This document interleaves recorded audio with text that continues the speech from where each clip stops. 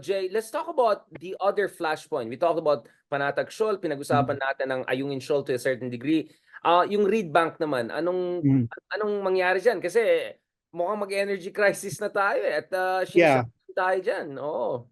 Well, actually, I'm still waiting for what happens next when it comes to Reed Bank because I had heard that the Philippines will be resuming its petroleum exploration. Which service contract, I wasn't sure, no? Parang hindi niya masabi.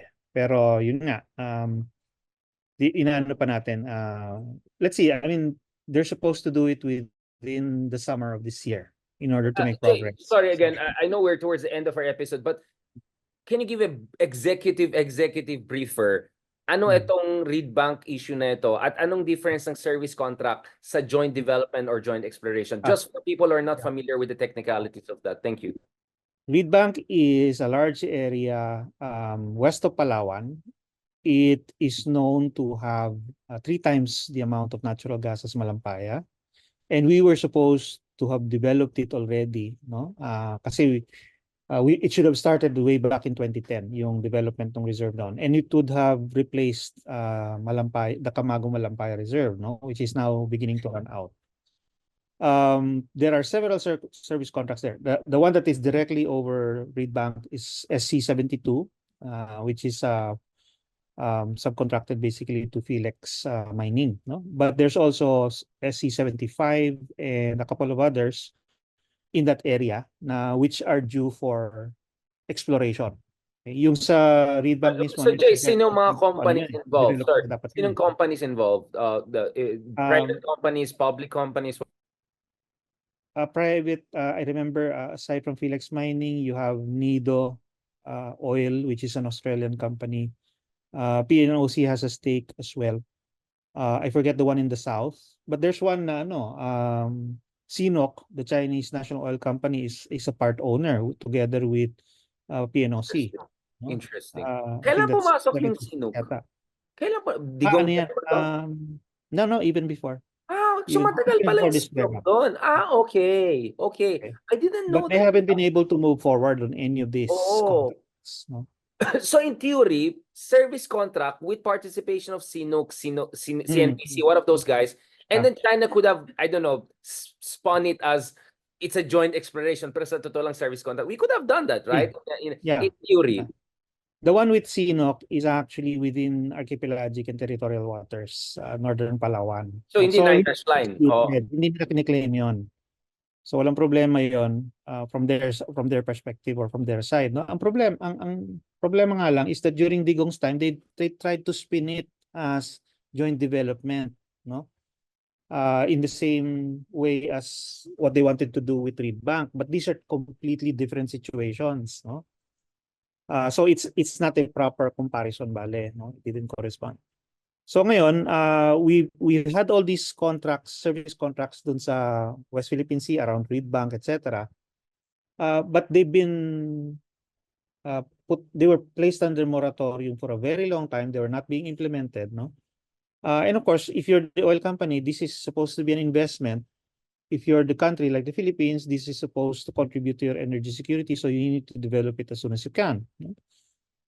Yun yung hinintay natin ngayon na this summer supposedly they were to resume on one or another contract, but yun nga, wala pang balita sa ngayon. We don't know if I don't know intentionally, no? My understanding is baka better we don't talk about. I mean yes. since the better don't talk about it, something good is probably happening. Right. Thank you very much for that, Professor J. Batumbakal. I want to do a little bit Ezra Klein style here. What are the three, let's say, top three readings, writings of yours or co-written you recommend for people to know more about the technicalities? Because I actually like the way you write, Jay, no? And a lot of your works, I drew on them for my own academic and non-academic writings, including recently I had a piece with the Diplomat magazine looking at the origins of Philippine claims. And I came upon your work together with the late Professor Eileen Baviera, the fantastic professor, a great inspiration for all of us. So I can vouch na pag binasa ka nila, hindi ito nosebleed, na yung mga lawyerly, na technical, mga ganun, na actually is very friendly. Can you give us three, maybe your own works or other works na pwede basahin yung mga kababayan natin para magkaroon sila, para mamulat sila dun sa technicalities? The reason I'm saying that, Jay, is maraming mga overnight expert na alam natin saan galing yung script nila, na kahapon singer, ngayon on-clause expert na, di ba? At alam natin, di ba, saan galing ang ano nito, yung mga... So, Yeah. so that hindi tayo ano, sa mga gulong mga propaganda na yan, what should they read? Well, basics is yung primer nga namin ni Dr. Baviera. Although it's a little bit outdated because we wrote it 2013. Actually, I've been meaning to update it with the development since that time. Yes. And 10 years is probably enough time for that update, no? So that's primer on the West Philippine Sea from a Filipino perspective. It's available It's online. free online. Free online. Yeah, it's free. Second one, for books, well, I would recommend actually Greg Polling's Dangerous Grounds because it covers both the Philippine side and the US side, essentially. When it comes to West Philippine Sea and South China Sea disputes, it provides a good historical background and context, no? So that's another one I recommend. The third one, let's see. Your research dun sa East-West Center you did, I think, was also very useful because it looked at the history of America's strategic ambiguity, which I also saw a lot. The Kissinger-Nixon doctrine of strategic ambiguity. Yeah. Do you have a more, kasi may Rappler piece ka on that, but do you have a longer piece na people can access for free? Trying to remember. Kasi it was published twice. Once in the Manila Studies Journal, but I'm not sure where that's available. Another one was in a Taiwanese publication. So that one I don't think is available online. I think it's on hard copy. So yun naman yung history ng Philippines vis-a-vis the US and how we were trying to get the US to help, no, as in protecting our claims to the Kalayaan Island group, no? So right. those I think are, I could recommend those. And Jay, since I have Rizal behind me, and do you have an ilustrado, I don't know, Mabini or someone who has inspired you? Ako, Isabela de los Reyes, because as a senator, he was kind of involved in West Philippine Sea, right? Pushing for our claims there. Ikaw, is there an ilustrado or an writing from that era that also inspires the Makabayan part in you? Yeah. Actually, I don't.